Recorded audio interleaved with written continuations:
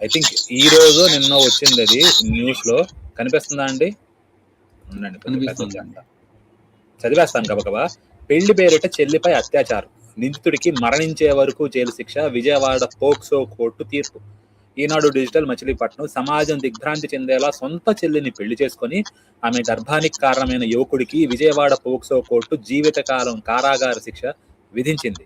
ఓ కుటుంబానికి చెందిన దంపతులకు ఒక కుమారుడు, 2 కుమార్తెలు సంతానం. ఇదేదో స్టెప్ సిస్టర్ కాదయ్యా, రెండో పెళ్లి చేసుకుంటే పుట్టిన పిల్లలు కాదు. అదే తండ్రి, అదే తల్లి కూడా.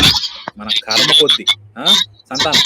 కుటుంబ గొడవల కారణంగా తల్లిదండ్రులు విడిగా ఉంటున్నారు. 2 కుమార్తెలతో తల్లి కృష్ణా జిల్లా పమిడిముక్కల మండలం మంటాడలో ఉంటుండగా, కుమారుడితో కలిసి తండ్రి ప్రకాశం జిల్లా కొండపి మండలం పెంట్లూరులో స్థిరపడ్డాడు. 2023లో వారి కుమారుడు 21 సంవత్సరాలు తల్లి చెల్లెళ్ల వద్దకు వెళ్తున్నట్టు చెప్పి మంటాడకు వచ్చాడు. పెద్ద చెల్లి 17 ఏళ్ల వయసు అప్పుడు ఉండగా పెద్ద చెల్లితో సన్నిహితంగా ఉన్న ఫోటోలు తీసుకొని బెదిరించి పలుమార్లు అత్యాచారం చేశాడు. 2024లో క్రిస్మస్ సందర్భంగా, గొర్రెలు గుర్తుపెట్టుకోండి, క్రిస్మస్ సందర్భంగా మంటాడకు వచ్చి నాన్న దగ్గరకు వెళ్దామని చెప్పి చెల్లిని, వీళ్ళు ఎక్కడున్నారు, ప్రకాశం జిల్లాలో వీడుంటాడు, వీళ్ళు కృష్ణా జిల్లాలో ఉంటాడు అనమాట. కృష్ణా జిల్లాకి వచ్చి ప్రకాశం జిల్లా తండ్రి దగ్గరికి వెళ్దామని చెప్పి అలా అక్కడికి ఇంటికాడ తీసుకెళ్లకుండా నాన్న దగ్గరికి వెళ్దామని చెప్పి చెల్లిని విజయవాడలో ఓ చర్చికి తీసుకెళ్లి తాళి కట్టాడు. ఏ సన్నాసి పాస్టర్ కట్టించాడో నాకు అర్థం కావట్లేదు.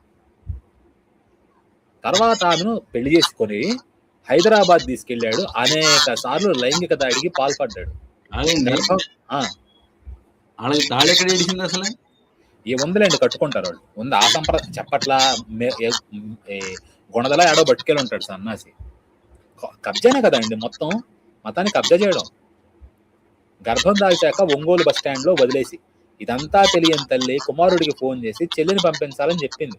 గతేడాది ఫిబ్రవరిలో తండ్రి కొడుకు బాలికను, అనగా ఈ తండ్రి కూతురు, వీడికేమో చెల్లెలు పెళ్ళాము, ఈ తండ్రికేమో కూతురు కోడలు.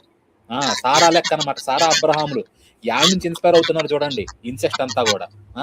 బాలికను ఒంగోలు బస్టాండ్ లో వదిలేసి హైదరాబాద్కు వెళ్ళిపోయారు. ఇంటికి చేరిన బాలిక కొద్ది రోజులకు జ్వరం, వాంతులతో అస్వస్థతకు గురైంది. తల్లి ఇప్పుడు యెహోవానే ద్వారాలు తెరిచింది. ఇట్లాంటి దిక్కుమాలిన సంబంధాల్లో బ్రహ్మాండంగా తెరుస్తాడు ద్వారాలు. గురైంది. తల్లి వైద్య పరీక్షలు చేయించగా గర్భిణిగా తేలిందనమాట. అమ్మాయి ప్రశ్నించగా జరిగిందంతా వివరించింది. తల్లి ఫిర్యాదు మేరకు పమిడిముక్కల పోలీసులు ఆ యువకుడిపై పోక్సో సహా పలు సెక్షన్ల కింద కేసు పెట్టారు. గుడివాడ డీఎస్పీ ధీరజ్ వినీల్ నిందితుడిని అప్పట్లోనే పెంట్లూరులో అరెస్ట్ చేశాడు. స్పీడ్ ట్రయల్ కోర్టులో ఈ కేసు విచారణ పూర్తయింది. విజయవాడ పోక్సో కోర్టు జడ్జి వి భవానీ సోమవారం తీర్పు వెలువరిస్తూ బాధ్యుడైన యువకుడికి మరణించేంత వరకు జైలు శిక్ష, ₹6,000 జరిమానాతో పాటు బాధితురాలికి ₹30,000 చెల్లించాలని ఆదేశించారు. అంతేకాకుండా ప్రభుత్వం నుంచి బాలికకు 5 లక్షల సాయం త్వరగా అందేలా చూడాలని డిస్ట్రిక్ట్ లీగల్ సెల్ సర్వీస్ అథారిటీని ఆదేశించారు. చర్చిలకి పంపించకండ్రా బాబోయ్, ఇంతకన్నా మేము చెప్పలేం. వద్దు. ఎందుకు?